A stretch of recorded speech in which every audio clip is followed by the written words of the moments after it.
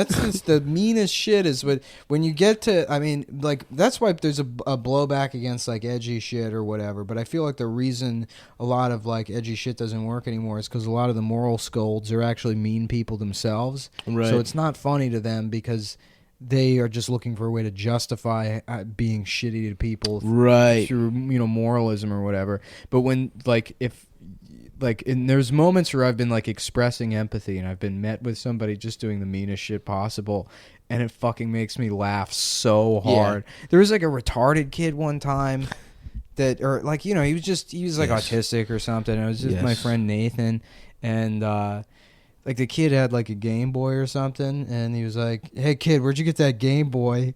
And the kid was like, "I got it from Santa," or whatever. And I was like, "Oh, okay." And then he's like, "Santa's not real, you fucking idiot." Oh, no, dude. The kid was like 5. It's like, it just struck me as so funny. But the best example of that, I did their podcast the other day. The Frost Chrisman shout out. Shout out Frost Chrisman. By the way, this is, if you don't subscribe to the premium episodes, this is a premium episode you're listening to right now. So I guess you already do. Never mind. If you got friends, you want to tell them about the premium episode. Yeah, if you want to hear about the ways we bullied people in gay ways. Yeah. No, there was this. I remember I used to work at this, like, cell phone kiosk, and with these, like, 2 Persian brothers. Mm-hmm. And like, the older brother, like, had worked his way up at Radio Shack or whatever and got really good at selling phones at kiosks, and that was like his, like, business or whatever. Right. And the younger brother was just in it since he was, like, 11 because the older brother, like, brought him in. Of course, yeah. And I was friends with both of them, but the younger brother was, like, closer to my age. He was probably, like, 3 years younger than me. But, like, all he did was sell shit. Right. Almost like a stereotype where, he's like a Persian kid. Yeah. Hey, my friend. Yeah. So,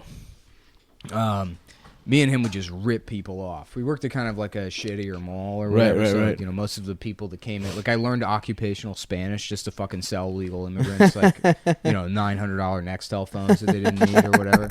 Like, hey, tienes celular? And then be like, no social needed. And then I just fucking sign them up for, like, the most expensive plan or whatever.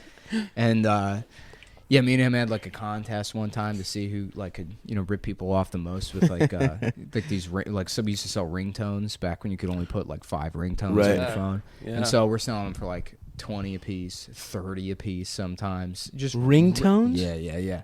Because we were really good at sales. Jesus. We'd, like, talk people into it. Yeah. They're like, yeah, man, it's like, we really, we got to offset the cost of all this equipment. That's the problem. This laptop is like $8,000. Like, just lying or whatever. That's so funny. The idea that a ringtone could But, cost. like, did you keep the money or what was that? Well, we got commission on it. So yeah. It was like, like a probably, with ringtones, because there was 0 overhead, it was like, the store gets fucking 15% and then, we keep, whatever. We got, like, made a shit ton of money off. Oh, wow. Yeah. But, so this was like, I was probably 18 at the time, and there had been different iterations of, like, these kiosks that I had known these brothers through, and we were working at one. It was a different company. It was a little bit more professional, like, because, like, the one I met those guys at, there was no, we'd lie to people. I'd show up drunk all the time. Right. We had, like, a monitor on the screen that we were just using to bully the Pakistani guy that worked there. Put a picture of him on the screen. It was like, guess how old this man is, and because he, like, looked like shit even though he was 21, and people are like, 50. He's 50 years old. And I'd be like, nope. And I'd be like, the Pakistani guy would get all upset. That's hilarious. Sulk in the corner. Anyhow, so, like, it was, one of the, now, you both phone guys now? Oh, I'm sorry. I'm trying to book the show.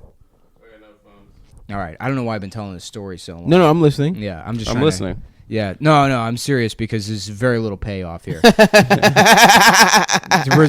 started on the topic of, like, when you see somebody bully somebody. Right. Funny. Okay, so here's the story. So we're working at, like, this other kiosk or whatever, and this woman came in, and she was, like, a return customer. Like, somebody had already signed her up for shit, and she was coming back with a customer service issue, which, like, we don't see any money from. It's Right. our fucking time. We work on commission, so, like, nobody really wants to deal with this shit. Yeah. We, like, hate these people.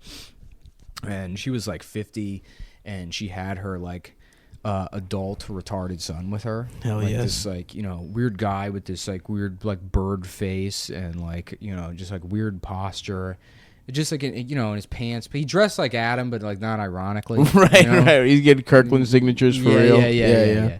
So, and she's there with him, and she just looks fucking worn out, and like she probably got ripped off by somebody. She signed up for a fucking Sprint phone, then her first bill is like literally $1,000 because the fucking cell phone companies used to just do that to people back in 2006 or whatever, and she's there with this, her retarded son that just like he's like, he would quietly say to her like, I want to go to the game store, Like, He just really want to go to GameStop and like, just look confused. And she's like, we'll go after this. I have to take care of this or whatever.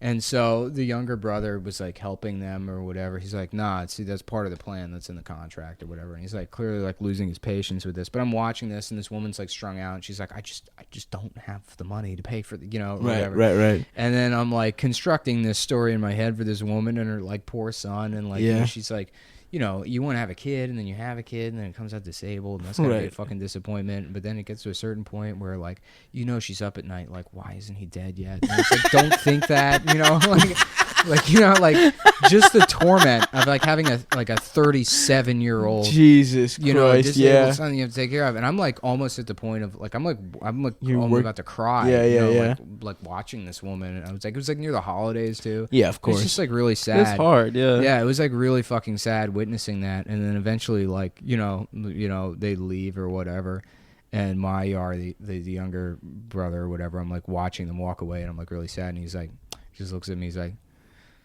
yo, that dude was a fucking loser.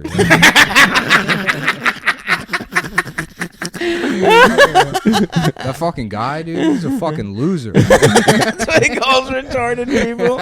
Oh my god. He's retarded. He just wants to fucking And I laughed so hard. That is so funny. It's so funny. Yo, that guy's a fucking loser. Like, just completely read that situation. That's your reading of that situation. Yeah. Like, makes him a good... No empathy. And Zero. It just completely took me out of it.